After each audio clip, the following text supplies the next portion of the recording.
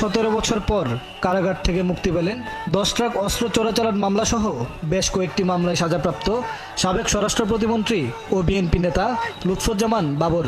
দুপুরে কেরানীগঞ্জ কেন্দ্রীয় কারাগার থেকে ছাতকোলা গাড়িতে বেরিয়ে আসেন তিনি।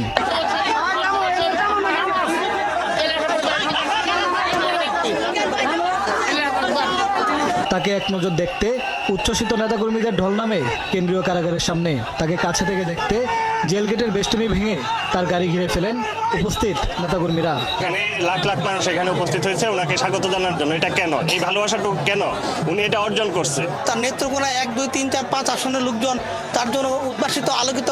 কারা ফটক থেকে বেরিয়ে আসার সময় মূল ফটকের সামনে জড়ো হওয়া হাজারো নেতাকর্মী স্লোগানে মাতিয়ে রাখেন পুরো এলাকা। বিএনপিকে কোণঠাসা করতেই শেখ হাসিনা সরকার লুৎফুজ্জামান বাবরের নামে মিথ্যা মামলা সাজিয়েছিল, এমনটাই অভিযোগ নেতাকর্মীদের। হাজতে ঢুকিয়ে আমাদের নেতাকর্মীদেরকে এতিম করে এখানে আটকে রেখেছিল। দীর্ঘ 17 বছর ধরে জেলে আছেন, অন্যায়ভাবে চুনা জেলে আছেন। মুক্তির পর বিশাল গাড়ি বহন নিয়ে বাবর যান সাবেক রাষ্ট্রপতি জিয়াউর রহমানের সমাধিতে। সেখানেও হাজারো নেতাকর্মীর ভালোবাসায় সিক্ত হন তিনি। ওনার মুক্তির জন্য অনেক দিন ধরে সংগ্রাম করে চলছি। দীর্ঘ 17 বছর ফেসিবাদ সরকার মিথ্যা মামলা দিয়ে ওনাকে হয়রানি করে আটকে রেখেছে। এ সময় তার সাথে ছিলেন বিএনপি স্থায়ী কমিটির সদস্য নজরুল ইসলাম খান সহ কেন্দ্রীয় নেতারা। এত বছর পরে জেল থেকে মুক্তি পেয়ে তিনি দারুণ অসুস্থ।